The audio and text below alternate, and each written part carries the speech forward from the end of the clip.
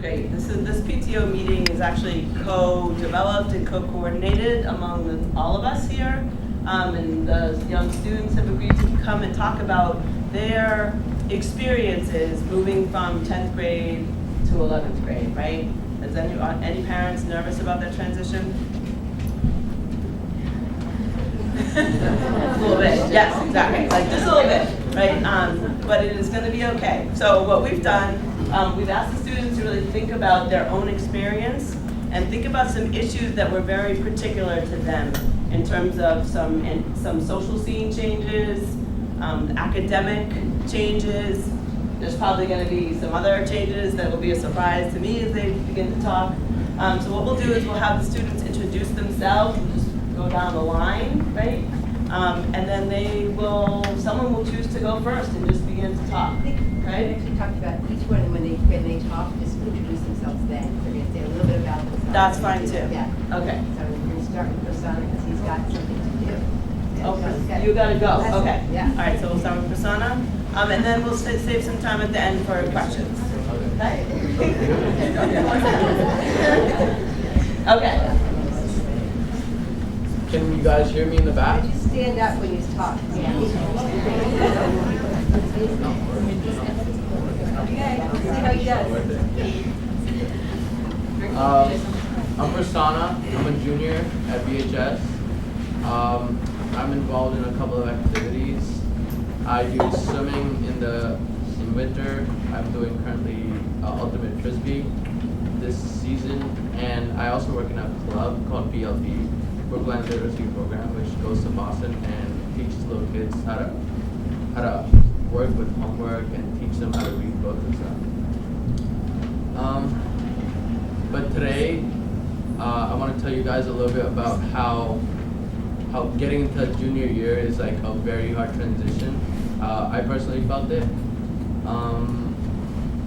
This year, I've taken a lot of harder courses compared to sophomore year. Sophomore year I felt like was a breeze compared to junior year. Junior year is definitely harder because you have to write your junior year paper, which is, for me, I'm taking a different class, American Studies, which is an experimental class, in which your grade for English and Social Studies is the same, and you're teaching like the same material. So if you say like, you're teaching me about the Industrial Revolution, both the classes will be teaching the same thing at the same time. How did you choose your courses this year? So it was kind of like a lottery, but they, for at least English and Social Studies, the rest was based on just like my ability to do things and like teachers recommending what to do. So some of the harder courses I take are honors Latin and honors biology.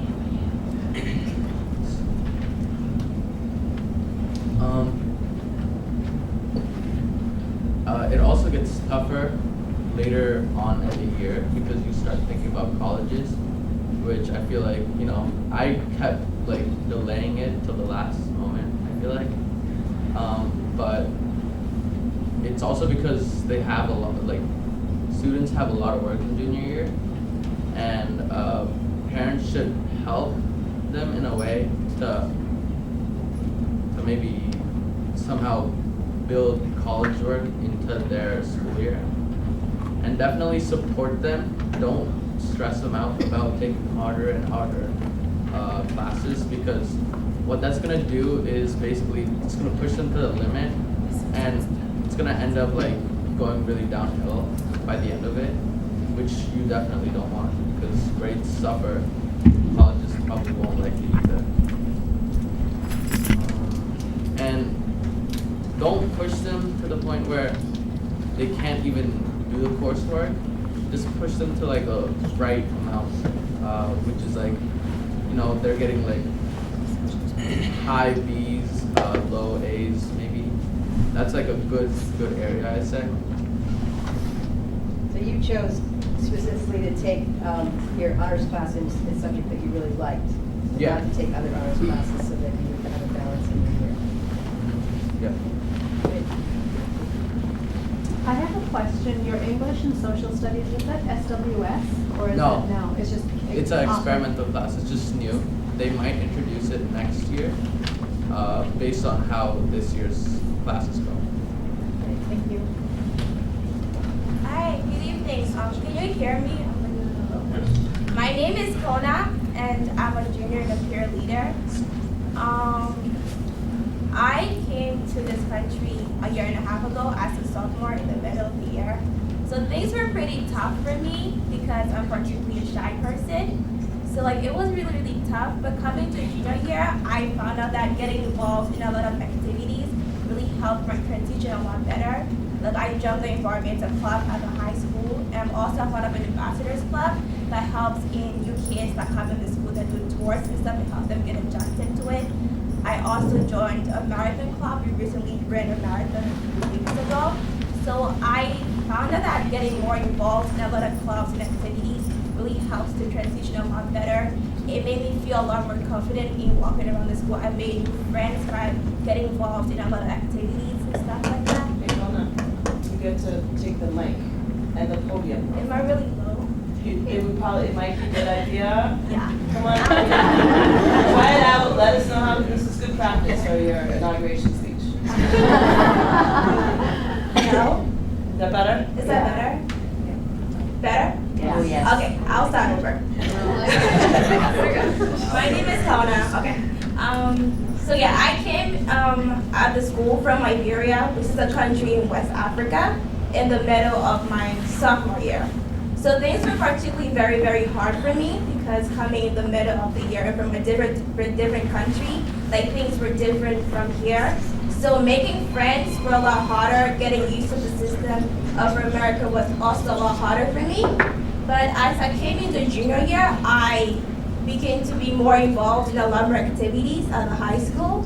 So I highly suggest, particularly for people who are coming from like different countries and might find it harder to adjust in the school, like getting involved in a lot more activities and like actually reaching out there. Like I found out that just by sitting, no one would actually know who you are. Now this is a very, very large school. Like people didn't know that I was new. Like they just thought I was just another face in the hallway. Like, oh, okay, like maybe I've never seen you before. Like maybe you're in another class.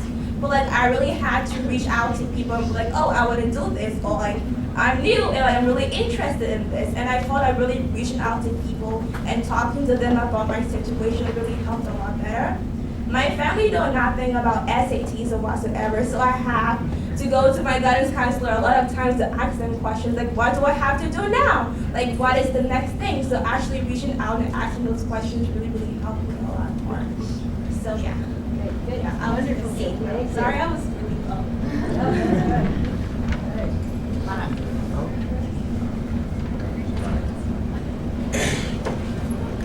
Perfect. All right, can everyone hear me? Is that good? I'm close to the mic. Close to the Yeah, mic. step a little bit. That's good? Yes. Okay, my name is Richard Desir, and I'm a junior here at the high school. And I guess for me, one of the most important things, I guess, this year was getting to know your teachers, because the transition from sophomore year to junior year is different because you need to be able to have a relationship with the teachers for asking for recommendations for colleges for senior year. And you can go to class and like do really well, but just like not really engage with the teachers and the other students in the class. And I think it's really important for, especially like a little bit shyer people, for them to kind of maybe get out of their comfort zone a little bit and like engage in class in a different way, and just like meet with the teacher sometimes if they feel like they're struggling with the class, or even if they're not struggling, just to like see what they could potentially improve on, even if they feel like they are doing well in the class. And last year and this year, I joined SARE, which is Students Against Institutional Racism. It's a committee that meets every X block, and we've been working this year to start a program for younger kids in younger grades to learn about the institution and how what they learn in school affects like how the races of the people that they learn in school, and like specifically English class and social studies class, affects them, and how they need to be more proactive in what they learn, and then how that will lead to them being more engaged in class and understanding more about themselves and just being more engaged in learning overall.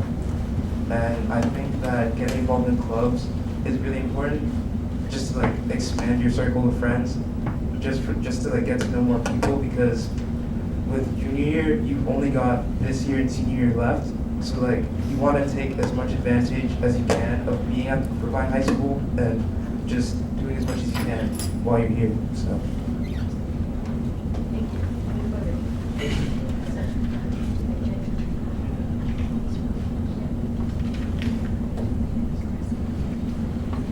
Can you hear me? Okay. I'm IK. I'm a junior here, and the most difficult thing about the transition from sophomore year to junior year was that I kind of underestimated as the amount of work that I was told junior year holds. So I sat in to a panel kind of like this, listening to other people, and they said, "Oh, it's really hard. You'll have no time." And I was kind of like, "Oh, okay. Like you don't know what you're talking about." And so I kind of went into it I went into sophomore year because sophomore year was really easy for me. So I was just like, "Oh, I'll just go through the motions."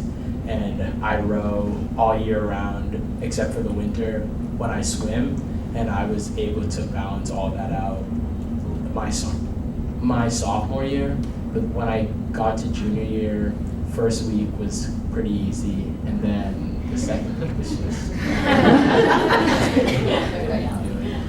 so I think that for parents, they should tell their kids that it's not a joke, for real. Because I have two older brothers, and they told me that it wasn't a joke, but I didn't listen.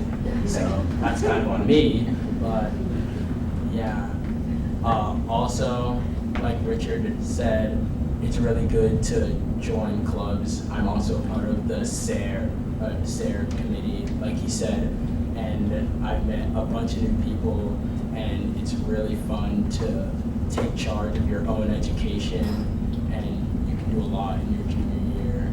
And senior year, it's more about college stuff and getting ready for college. So I think if you're a parent and you want to know what's best for your kid, I'd say to branch out more and see what you want to do, because as of now, I'm doing all the classes that I was recommended to do and what I want to do. So I'm really good at math, so I skipped junior year math and took AB Calc, and I'm doing pretty well in that. And so I think that, yeah, push your kids to what they want to do, not for what you want to do, and I think it'll better help them branch out.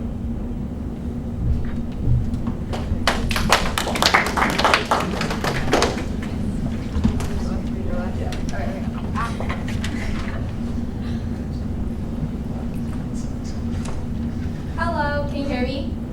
Okay, hi, I'm Melindy. I'm a junior, and I'm a peer leader here at the high school.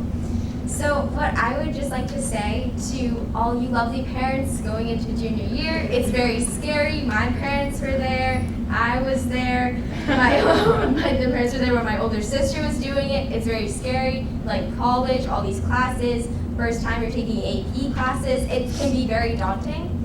And I think the biggest thing for parents to understand is junior year is really a time for transition for kids becoming more independent and more taking ownership of their own academics and their own social life. And I think obviously it depends on the kid. You know your kid best, you know their maturity level, you know how responsible they are. But as much as you can, try to move away from being really, really active and try to move to more being a resource for them. So instead of like invading on them and like trying to micromanage, try to step away and become more of a resource. So your kid can go and talk to you about anything like that's happening socially or any problems they're having academically. But this is the time where your kid is going to learn how to manage themselves. And in order to succeed in college, senior year, anytime later in life, they're gonna have to know how to manage all their work and manage social lives on their own. So obviously you're a resource for them, so help them, but allow them to try to make their own decisions so that they can figure out their own weaknesses and their own strong suits. Yeah. Do you remember to describe yourself? Okay. Hi, my name is Gigi. I'm a junior. I'm a peer leader. I do dance outside of school. I'm in the WISDOM Club, which is Women in Science, Technology, Engineering, and Math. And I'm in the Makers Club, which is like an engineering club. So I think that obviously, as everyone was saying, like junior year is a really big transition because you have a lot harder academics, and it's a social transition. Like people are learning how to drive and having more independence. And I think that the most important thing is to maintain a balance because you can come into it thinking like, I have to take the SAT, I have to do all my AP classes, I have to do the subject test, blah, blah, blah. But like as important as all the academic things are, having a balance between fun and having a social life still is really important because if it's all work all the time, then you're just like going through the motions. And high school is supposed to be fun. Even though junior year is like stressful, you should still have fun. And if you're just working all the time, it's not going to feel rewarding. Whereas like if you hang out with your friends and then you say, okay, I know I have X many hours of work and then X many hours to do like my sport, and then you can have time still to be hanging out with your friends and doing the fun things. And if you're like focused on that and not just procrastinating your work because you have the whole weekend to do it, it can make you more productive to know like you have a goal, like having fun and balance and not just be working all the time. And I think that for parents, like it's really important for them. Obviously, like Melindy was saying, every kid is different. So some kids will be able to manage that really well by themselves, and they'll be able to realize, okay, like I know what I have to do. And other kids won't realize that, and they will like marginalize their time and not use their time most effectively. So that's where the parents' role comes in to kind of make sure that they're still getting things done. But like Melindy was saying, like this is a time for them to realize like it's okay if you do poorly on one thing because you messed up that weekend and didn't study enough, because it's not going to be chronic as long as you're learning your lesson and like realizing that you do need balance is the most important thing.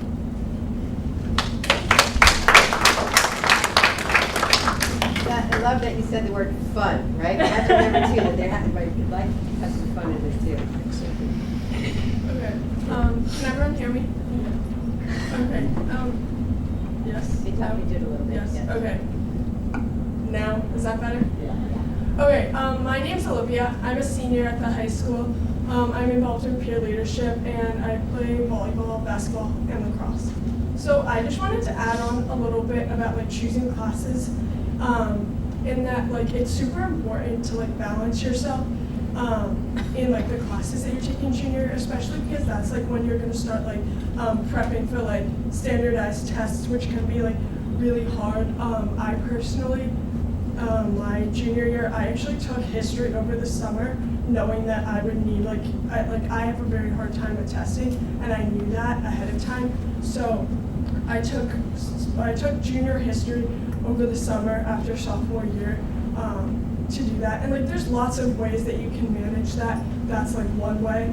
And like it's just super important that you're balancing your classes and knowing that like you don't have to take all AP classes and all honors classes. You should take classes that are challenging you but not like overwhelming you. And that's super important. And then the other thing I wanted to talk about is planning early. I'm someone who's on an IEP, so I get extra time on tests and quizzes, and I also get separate time or a separate setting for tests and quizzes, and like that can apply to a lot of students going into like taking standardized tests. Like it's super important to know that like you have to apply early for those things in terms of standardized testing. And like I found it super helpful. Like I ended up with extra time, and then like I took the ACT and I only had to take one section of it a day, and it was super, super helpful. It's just important to know to like apply for those types of things. You need to like apply early, and like that's sort of where like parents get more involved than the students and that type of stuff. Another thing like I found really helpful that my mom did is like talking to me about like colleges like early on in junior year, and like actually like looking and like seeing the colleges in the spring of my junior year, and like that can also be talking about like maybe you want to take a gap year, and like your parents are like looking at different programs and like visiting them and that kind of stuff. But I found it really helpful to be able to like see the actual physical colleges at the end of my junior year, because it actually got me super excited about like college and like life after high school and stuff, and like motivated me to like really study and work hard for these tests, because like some of the schools I was looking at were like schools that I would have to like get really high test scores like to like compromise with my GPA, and I found that super helpful. Thank you. Thank you. Thank you, Susanna. Hi, I'm Lisa. I'm a senior. I'm a peer leader as well. I'm also involved in mock trial. I'm in the Asia Pacific American Club. I play volleyball. I'm actually playing rugby right now. So I'm involved across the board.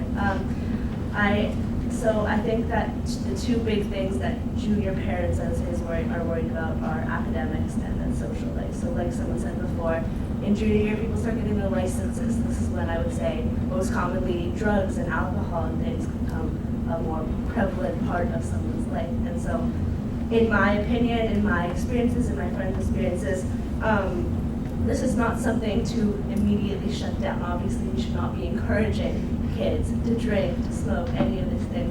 But from what I know and what I've experienced, as of right now, social media is a huge part of our lives. People post these pictures of them having fun out with their friends doing these things. And so this can create a culture of feeling left out or feeling like you have to do these things. And so when parents are especially strict and pressuring kids to never get involved, it can, one, lead kids to feel isolated, but also make kids feel like they can't talk to their parents.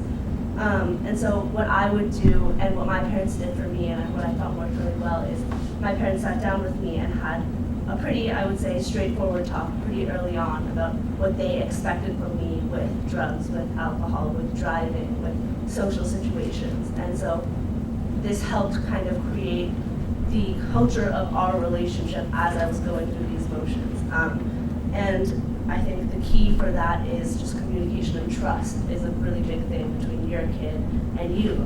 And so even good kids make mistakes. We've all seen it. I'm sure all of us have experienced it as well. And from my experience, my friends' experiences, again, when you have a good relationship with your child in regards to these social situations, that translates to academics, that translates to mental health issues. It's not just about drugs and alcohol. When your kid trusts to talk to you about these things, they'll talk to you when they're having academic problems. Mental health issues come up the most, I would say, junior, senior year. And so you really want your kid to feel like they have an ally in you, and that you're not just going to berate them the second they screw up, because they will. And so another thing that goes along with that, I think, are safety plans. So if your kid is in a situation, my parents made sure to tell me this, if you are ever in a situation that you need our help, you should call us and we will come and get you wherever, whenever, whatever. And that was, I think, something really important to me to know, because I didn't, like, if I was in a truly physically dangerous situation, I would never want to have to hide from my parents. And I know some of my friends still have to do that, and that's, I think, really damaging psychologically, but also in general, it's a bad feeling to have, to know that your parents don't trust you enough to like be a resource for you, as somebody else said. So yeah, being an ally for your kids, I think, is one of the most helpful things you can do for your child through their last few years of high school. Lisa, advice to parents who are dealing about mental health issues with their students. Any thoughts you had about that? Well, so like I said, when academics, when the social scene, I guess, gets stressful, I think that's when mental health issues are most likely to come up. And like I said, about drugs and alcohol with social situations, when you have this relationship with your kids, they will be more likely to talk to you about it. Also, we have a lot of resources available at the school that I think a lot of students don't know about. We have social workers, we have deans, we have guidance counselors, all these people that you can talk to. So I think, one, communicating with your kid about that, but also making sure that they're taking full advantages of all the resources at the school, and maybe outside resources if that's what you choose to do, but really communicating openly and frequently about that is the best thing you can do.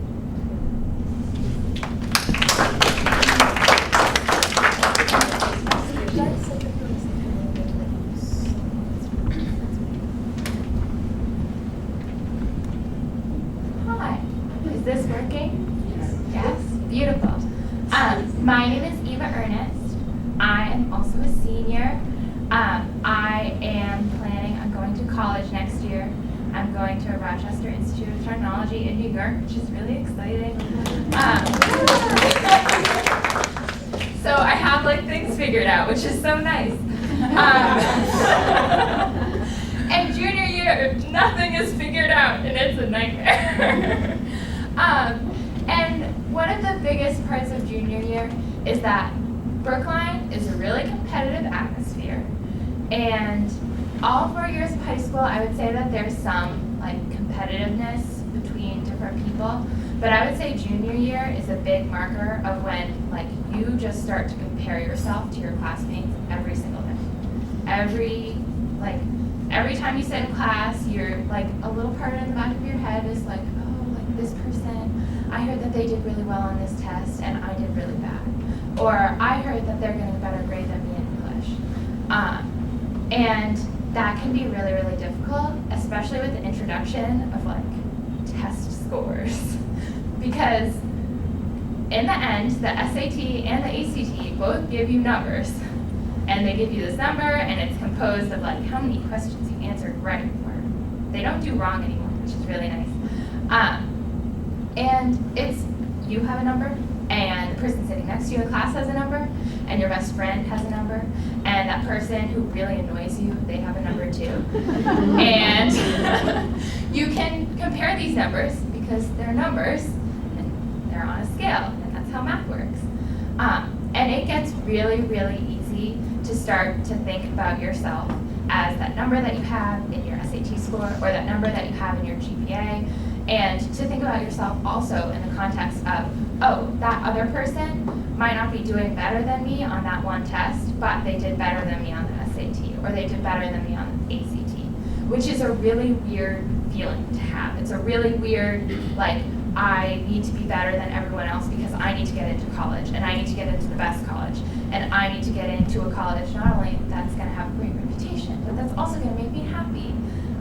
And that's a weird balance to find also, like figuring out, like, as a junior, like what is going to make you happy, because going into senior year, things are weird too.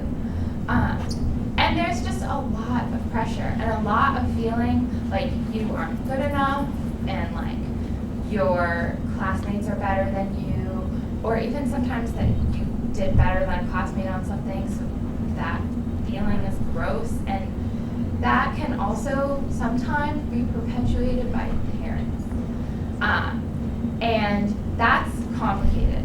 And a part of that is, for example, if you are asking your kids' friends about scores, or if you have a cousin who is getting into college and they tell you where they're going, and then like 5 minutes later to your kid you're like, oh, I was surprised, I thought that they were going to a better school than that. It's like, it's the side comments and stuff, yeah. It's the side comments that just kind of like demonstrating your own behavior, and it's hard because like college is like this big thing, and like SAT scores, it's this big thing, and everybody's going through it, and everyone wants to talk about it with you. And it's super overwhelming, and it's hard sometimes as a parent to like hold yourself back and not to like ask those questions of even your kids' friends or like other people in your life. But being able to kind of demonstrate that behavior of not comparing other kids can help your own kid not compare themselves to other people. And I would say finally, like one big piece of advice going into junior year is that like overall, like your kid needs to know that you're there for them and that they have, or you have their back. And that looks different for every single kid and for every single parent. And like I need a hug when I'm having a hard time. If I start crying, like I need a hug. There are some of you parents would laugh at that because you do not, like your kid does not want you to touch them when they're like upset or angry and they like need some space, and that's totally fine. And sometimes like showing your kid that you're there for them can mean like making them dinner or making them a snack, or it can mean giving them a ride somewhere that they need, or like showing up to a big concert or a sporting event and just like being there to kind of cheer them on in those ways that are a little bit smaller.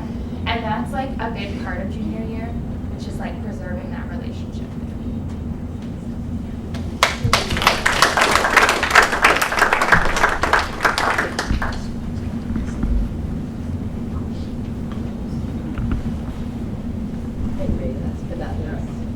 I haven't been in a mic before, so if you can't hear me, just let me know.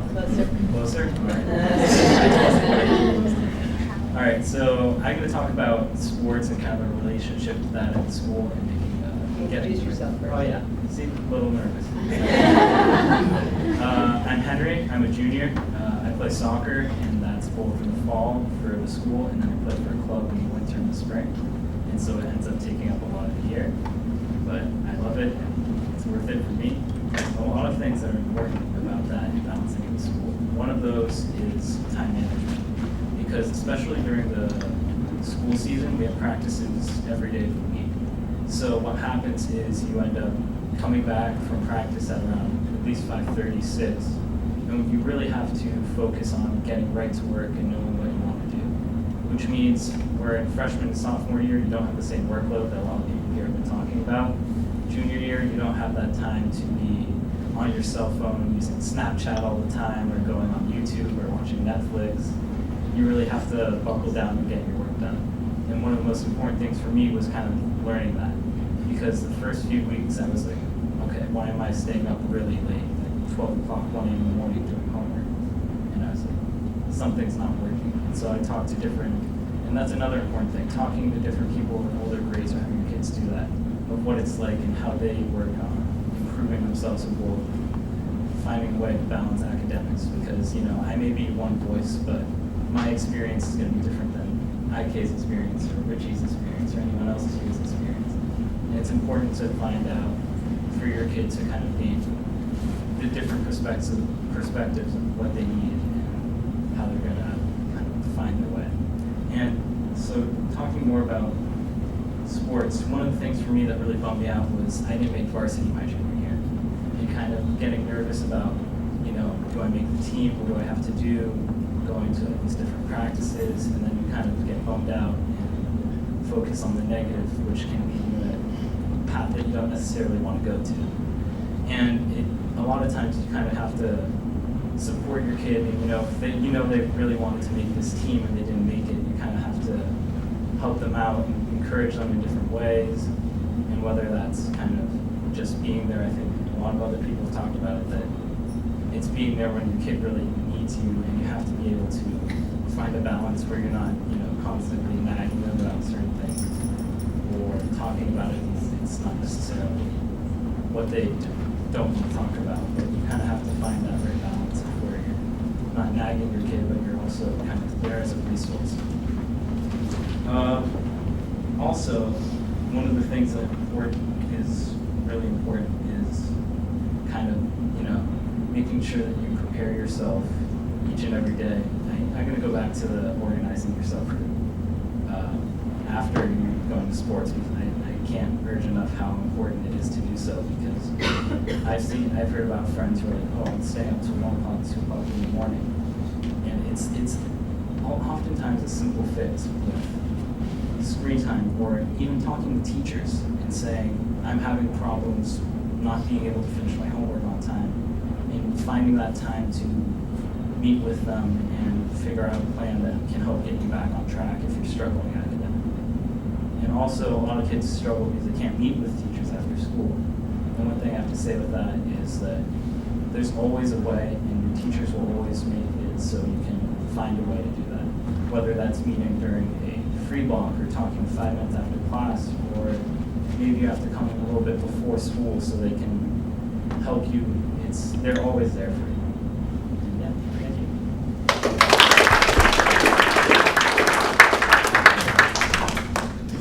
Can you all come live with us and like make it easier?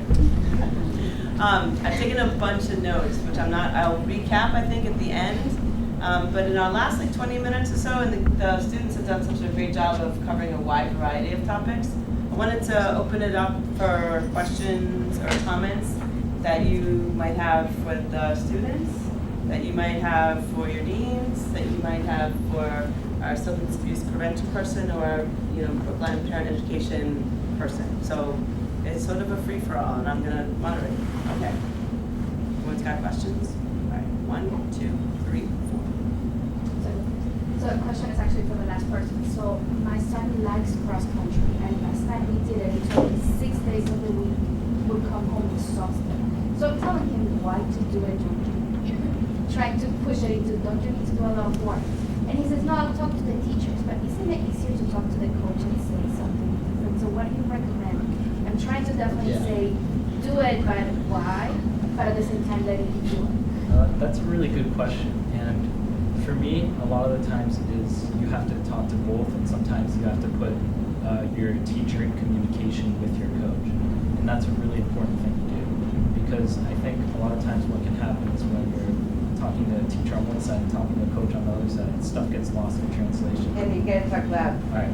And when you're talking to your teacher on one side and a coach on the other side, a lot of times you lose stuff in translation and talking with different people and not everyone's on the same page. And when you do that, it can be difficult to balance and make it that way you guys can all sort of solve the problem. Because I think a lot of the times students try and just put it on themselves and try to be independent. And while you want to do that, you also need to use the resources you have. We actually have a runner here, right? I'm on the track team. Ladder. I'm on the track team, and the coach for the track team is also the coach for the cross country team. So specifically with him, I guess it could be very difficult for a student to be able to talk with their coach, to reasonably be able to manage both their teacher and their coach. And I don't want to say it, but sometimes you kind of really have to put your priorities straight and say, speak with your son and try to ask him if he feels like he'll be able to do it junior year, and talk with him about his classes next year, and like if he's moving up in levels in classes then next year specifically, and like see if he's gonna be able to handle the amount of work that this next year is gonna provide for him, and if he really thinks that he can, I think give him the opportunity and see how it goes.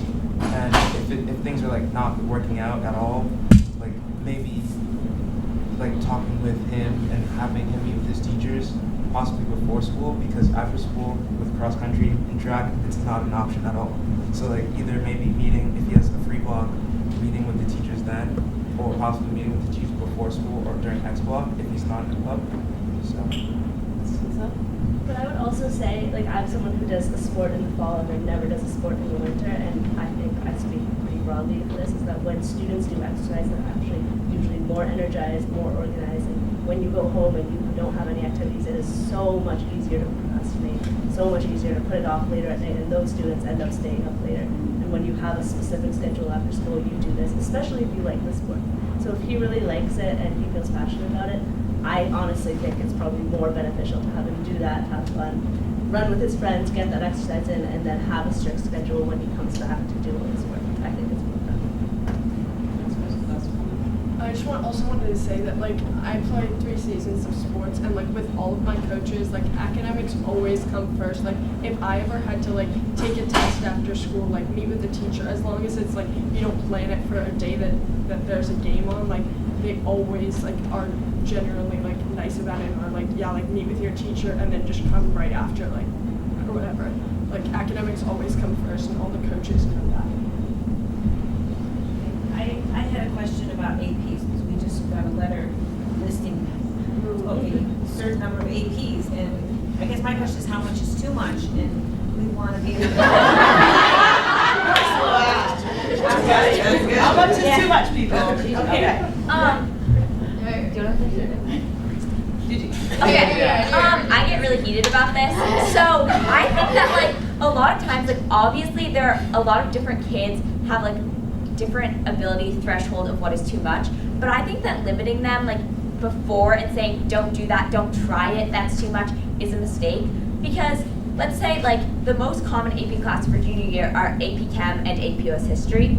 And I take both and like everyone says like it's really hard, which it is difficult, but it's very plausible and possible and not as hard as everyone else makes it out to be. And like, let's say you sign up for AP Chem and AP US History and you go into it and it's too hard, you can always drop out of one or both of the classes.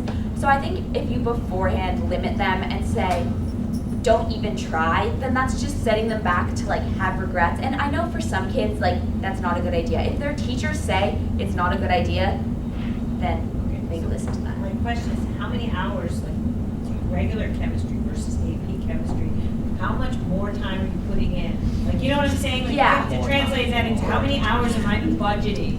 She is budgeting. It's not that much more. I would, okay. So We're in the same chem class. We're in the same chem class, and I also take US Yeah. history. And like last year, everybody was like, you can't take both, like you're going to die, you're not gonna get any sleep. I'm in bed by 11. Oh, every not day. same. Okay, well, okay. I do like a lot of activities after school too. Like I do a lot of activities. I do ballet, I'm in mock trial, peer leadership, monument, writing center, internship, like all that jazz. And I like still go to bed at a reasonable hour. And I think it really is dependent on the kid. But at least for me, like with US history, it like depends on how many notes we have, but it's really just note taking. So it's really how well you can take notes, how fast you can, and you learn how to do them pretty quickly. How many hours outside of school are you spending on AP Chem? On AP Chem, Not that much more than regular chem. Because the thing for usually AP like an Chem, hour. it's like how much do you want to devote? I'd say every day 1 hour. Yeah, 1 hour. And for Because AP US history? more, like an hour Yeah, and a half. like an hour and a half. Yeah. Because so there will be some days in AP US History where you have like There's some other students. I just got some 15 letters pages with of 3 APs on it, and I'm wondering if 3 APs is crazy and I should talk my kid out of 3 APs. So the kids were pretty articulate, right? And one of their biggest sort of gifts to us was about time management and about balance and about like finding what their passions are. And another big lesson was about the competition, right? So we all know our kids the best.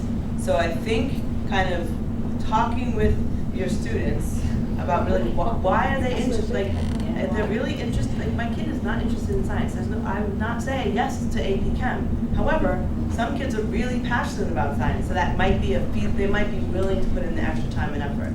So I think I would encourage us to think about those 4 things, right? Balance, time management, what's your passion, and what the role of competition in figuring out how much is too much.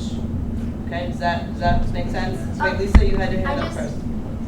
I took AP US History only. This is not the norm. I'm telling you this straight up. Most kids take both, but most people don't take both. Is what I'm going to tell you. That there are people who do both, and there are people. Most of them succeed a lot.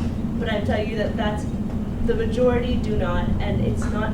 I think a lot of people. And I'm sure, like, all the people who did it are very passionate about it, and that's fine. And I honestly am very that's very admirable, and I commend them and all these things. But I personally wasn't interested in science, and so I only took AP US History. And I think a culture in our school, this comes up senior year too, is overload yourself with APs and make yourself look good for college, all these things. And some of the people I knew junior year really did die doing both. Like, really were so stressed out. We're so worried. So yes, like another thing is know your kid, but also don't let them do this just for college. Let them And we also know, by the way, that the number one thing that colleges are looking at are grades on the transcript. So it means nothing if you're taking an AP and getting a C or a D in that class. You might as well not take that class. They're looking first and foremost at the grades on the transcript. Who was number 3? That was number 3? Yes. I think it was AK, is that? Yeah. I just wanted, so when you didn't plan for as much work as ended up happening, week 2 comes, or you had all this work all of a sudden, what was your strategy from then on to catch up and do it? And To catch up, I kind of just had to. I had to meet with my teachers twice as many times that I did last year, my sophomore year. So I started crew in August for the fall season. We started really early, and so I was already rowing before school had started. So that second week when we started getting into everything, I knew that I had to make connections with my teachers like this because I would be struggling after. But I think if you want, I think you should tell your kid if they have a sport and they get hit with the workload like I did. I think it's best to just meet your teachers and do your work before, because you can always go back to your schoolwork, but if you're behind and you can't get ahead, then you're just gonna stay behind and it's not gonna help you at all. Number 4.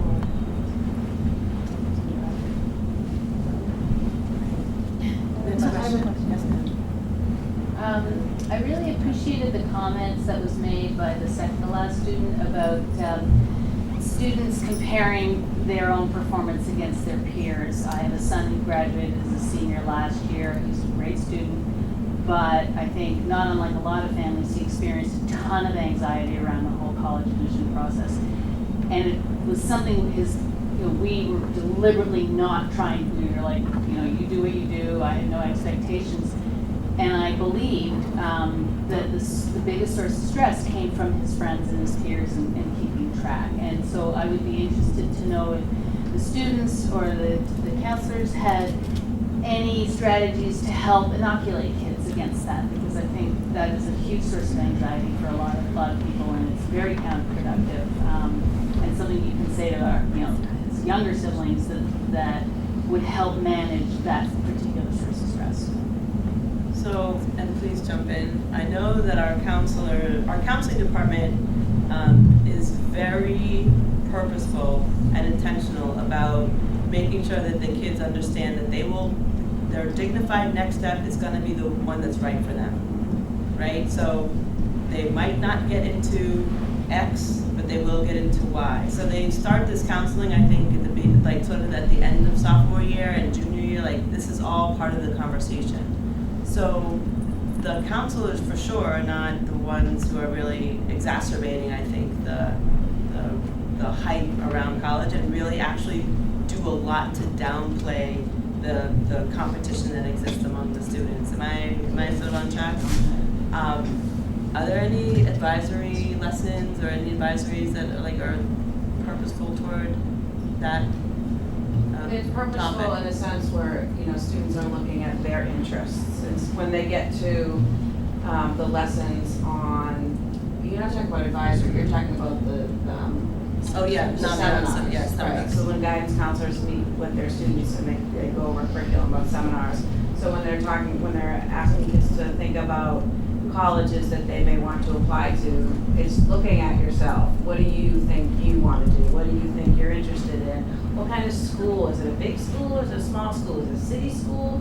So all of it is really geared to looking inward and what's best for you, and that's the strategy they take all along. What is best for you individually? Because what's best for me is not best for the next person. I would also say that some kids keep a lot of the information about their test scores or the schools that they're applying to, or where they've gotten in or where they haven't gotten in private, until the very last moment, like when they get to make this announcement to everybody.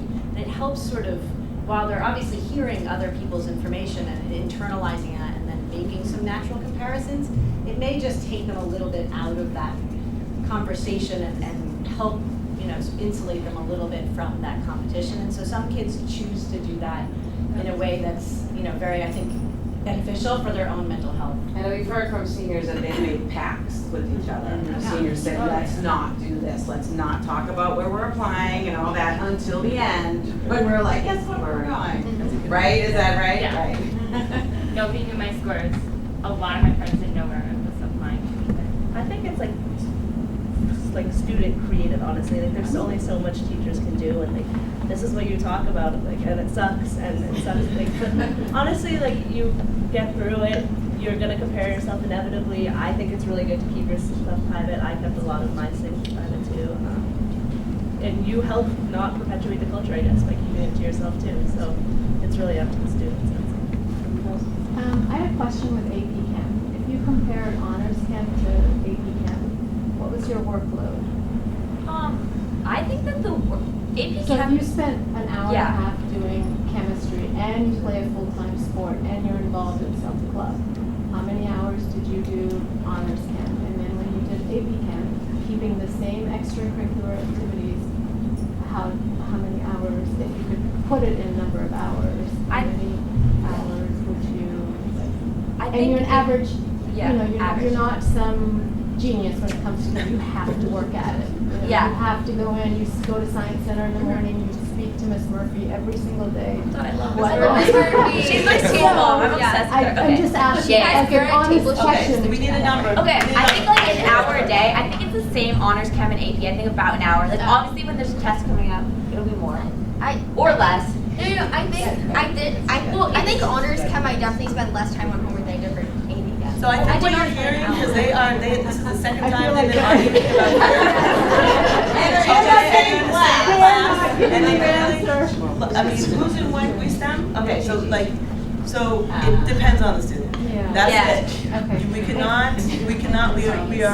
We refuse to say you were going to spend this amount of time on this subject because it is unrealistic. There are times where you don't spend that much time. There are times where you spend double the time. It just depends. So it's really, we can't, that's dependent on the student question, okay? Question in the back. Wait, I have one more comment for that. It's not a number comment. It's not. AP Chem is a class where like you could do 0 homework outside of school and it would be okay because the homework is like you can finish it in class because you go over it in class. It's not like checked for completion. So it comes down to the student. Like if you put the effort in outside of school, you will be more successful because you'll understand the material. But it is possible. Like I know people who don't do any work outside of school. That's why it's like the own personal responsibility thing. All right. How much work you put in. We love chem. Next, no more chem questions. I was just wondering, they talked a lot about the standardized tests and subject tests, SATs, ACTs. How do you know which tests to take and who do you seek advice from? Like who, obviously kids have guidance counselors and deans and teachers. I was looking for a handout. I have no idea. And this sheet will tell you a lot of what you need to know. We have 3 handouts. Awesome.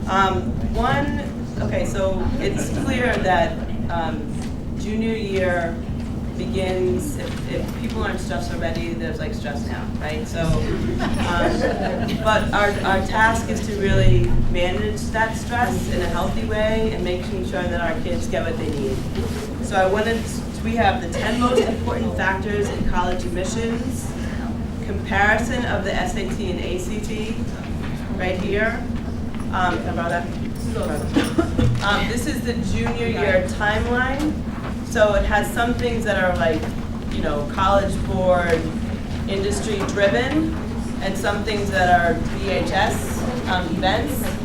And then the last thing that we're going to hand out, is the Brookline Parent Education Network, how to manage the stress of junior year. So if you didn't get any, if there's more questions that you have, which there are likely to be, we want you to reach out to your student's guidance counselor, right? That is, the guidance counselor is your student's hub in terms of their academic scheduling, in terms of some issues that you might want to speak about in private, in terms about what's coming up in 2 months or 6 months or whatever. So did I answer that question? So if you have next questions, definitely call the student's guidance counselor. And please, somebody said, who was it, that said junior year is the marker of newfound independence, right? Yes, lots of you said that. So the marker of independence and becoming a resource for kids. So this is a good chance if you have more questions to sit down with your students right? Be like, this is the question that I have, let's look at this thing together, what do we think we should do? And whether or not you get a good answer, you can still call your kid's guidance counselor. But at least the conversation will have been had. Yeah? So this handout, apparently we don't have enough of these. This is on the BPEN website, which is Brookline Transportation Network. Everything you need to know about raising teens is on this website. So please go to this b-pen.org. b-pen.org. Something you need to know about raising teens is on here. Oh, this is the other thing, sorry, before I, this is actually on the guidance website. They've done a fantastic job of updating, so lots of information on the BHS guidance website. Yes. So outside of day-to-day classes and things that students seek out on their own, what does Brookline High School do from the start of junior year? Like whether at a high level, what can we expect will be happening for students surrounding the topics of college? How do they get prepared or understand what they're supposed to be doing or what's going on outside of their course? So I'd like to actually thank your leaders and let them go home and do their homework. Oh, good.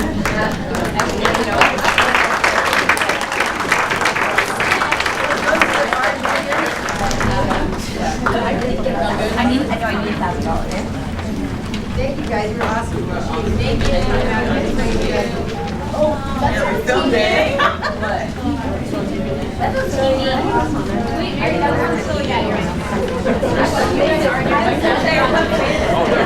This is what I really want.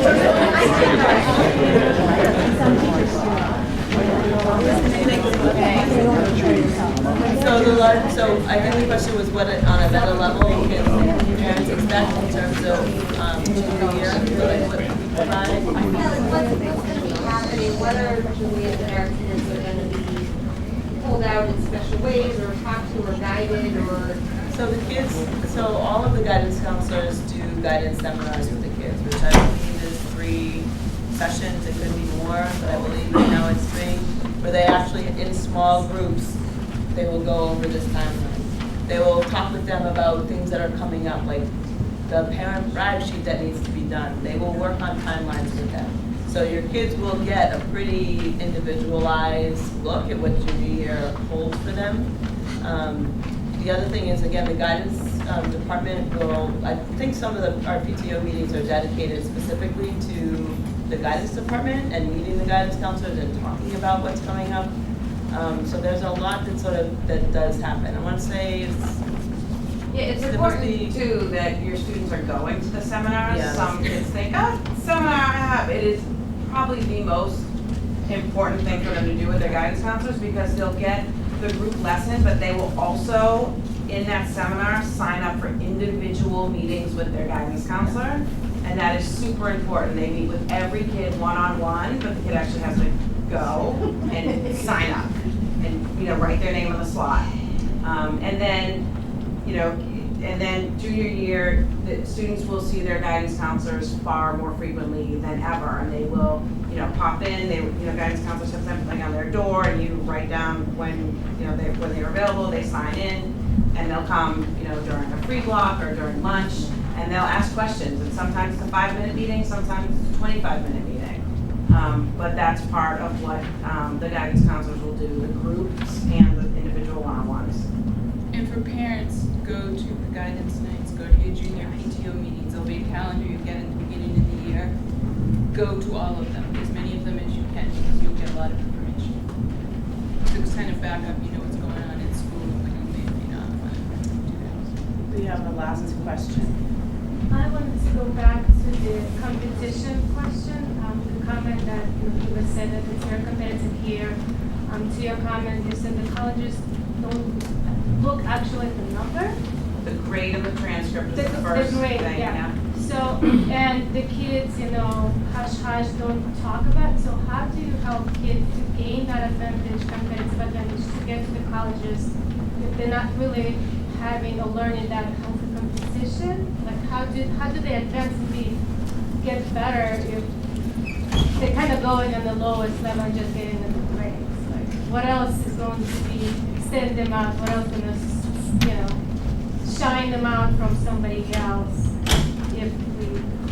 If they keep I'm just everything kind of secret? learning, yeah. So I'm also, my son was struggling in AP, and we did not want him to drop out and go to honors, but in fact, he was doing worse in honors because it was a little too easy for him. But he said, yeah, I'm going to do that because I'm going to get a good grade, which is great. He's pursuing that.